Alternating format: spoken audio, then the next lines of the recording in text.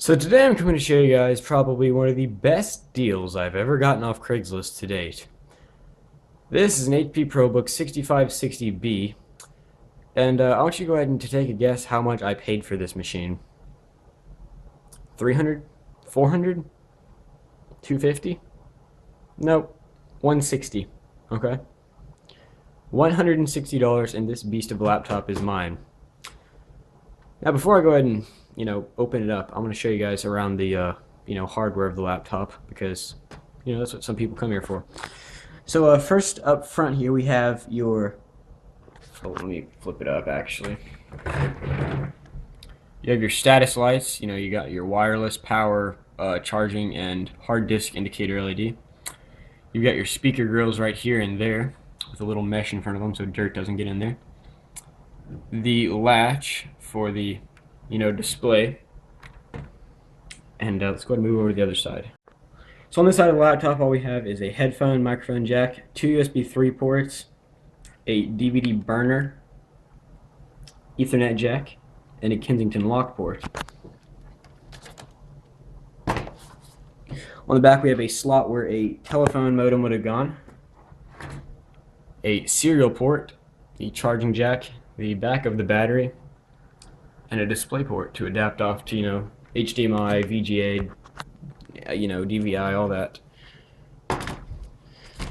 Now over here on this side, two more USB 3.0s, a SD card reader, or SD MMC card reader, a 1394 mini FireWire port, the exhaust, a USB and eSATA combo ports. This laptop has 5 USBs on it, a VGA, and an express card slot. Flipping this machine over on its lid, you'll find the jack for the docking connector, the little cover, which instead of using a screw like on the Dell series, check this out, you literally just slide that, there's the bottom. So I'll go ahead and do a quick overview of in here. There we have the Intel Core i5 3410M, or 2410M, I believe is what it is, I'm not 100% sure. We have 8 gigs of DDR3 1600 MHz RAM, an Intel wireless card. There is the Samsung 840 Pro 256 GB SSD, and there's the exhaust fan right there, which was dirty when I got it, but I cleaned it out, of course, because I'm just OCD about that. Up there is the spot where the modem would potentially go if you had one, but like I said, this laptop does not have one. It goes back on with no screws whatsoever. And you just clips back in, and you slide that tab, and it's firm in place. That's the one you use to get the 6-cell battery out of the machine. Overall build quality of this laptop is very, very nice. It's a very solid magnesium all over frame.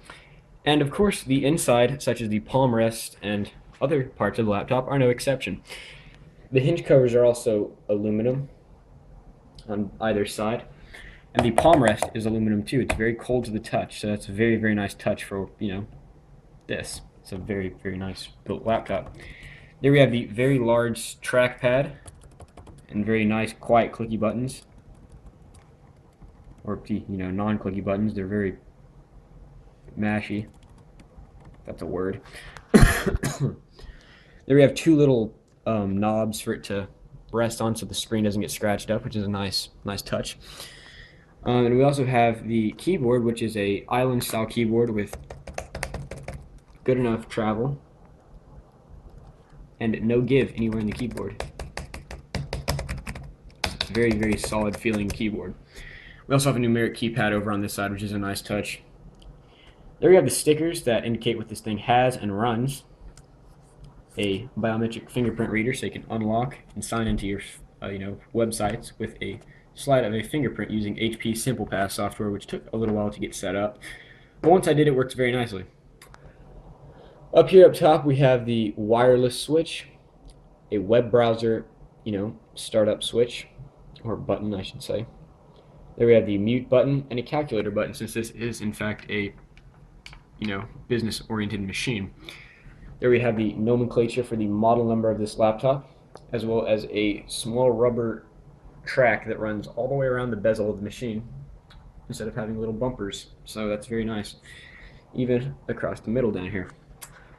Up top up here we have a 720p webcam with the indicator light, as well as dual microphones for canceling out background noise.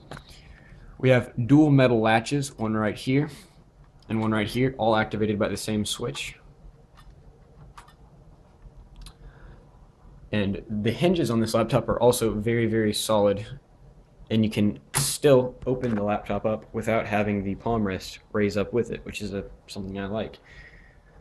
We also have the ProBook nomenclature over on this side, as well as the power button, which lights up. Let's go ahead and turn it on.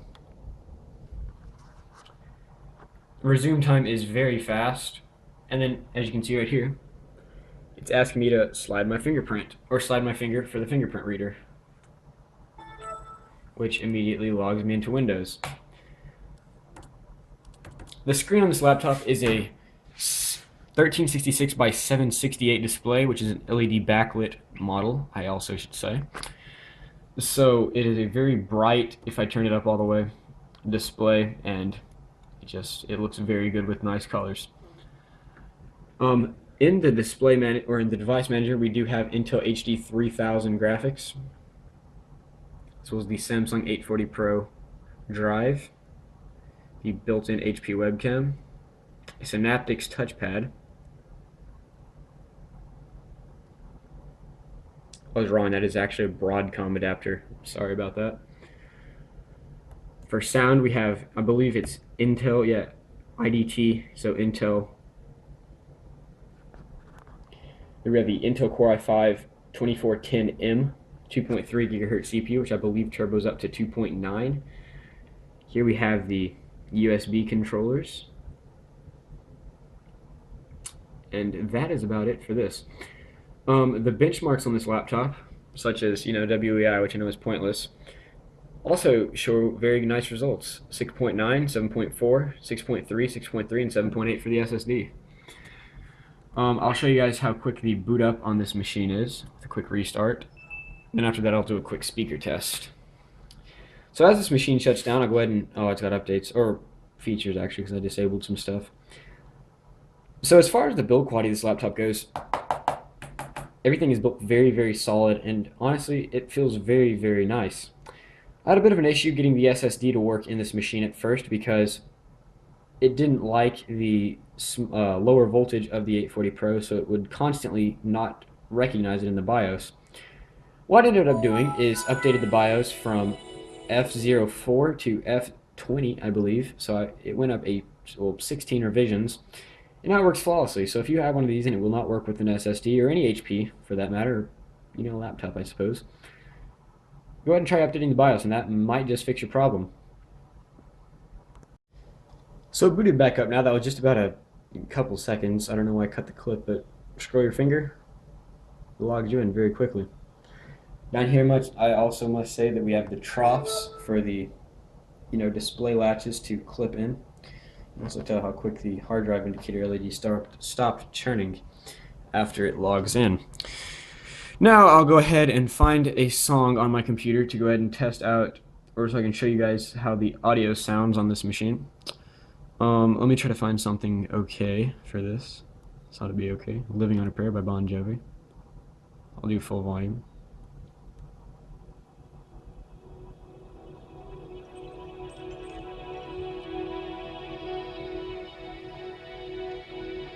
They have good enough bass, and the highs and mids are still also very good.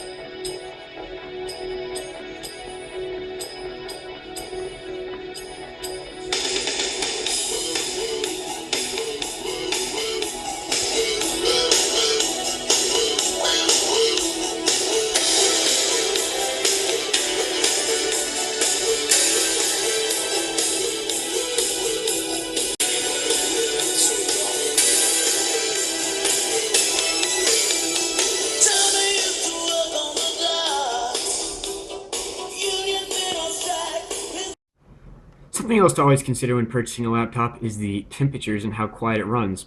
So I'm going to go ahead and cover that in this clip. The CPU stays at about 45 to 50 under idle. The motherboard stays right around there, which is a very good temperature. And the hard drive depends on what hard drive you have. but mine saves about 28 to 30, which is an SSD, so it has no moving parts, which is lower than most laptops, hard drives run.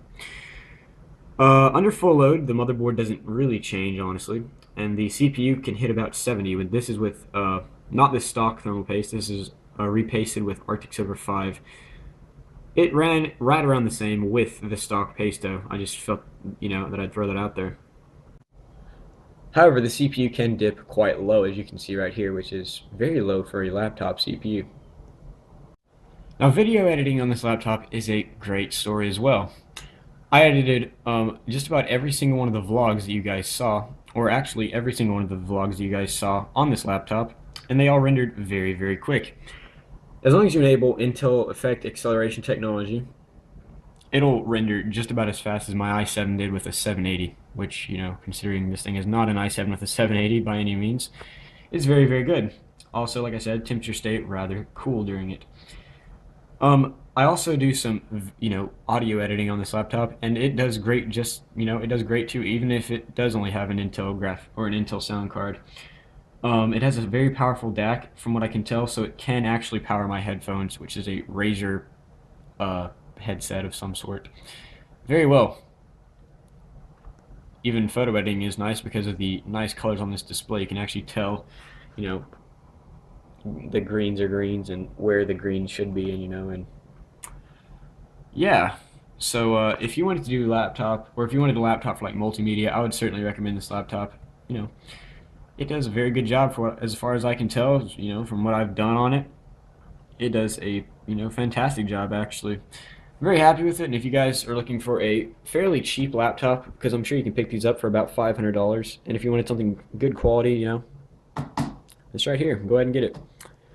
So thank you all for watching this video, and if you enjoyed it, leave me a thumbs up. If you didn't like it, dislike it and tell me what I could have done otherwise.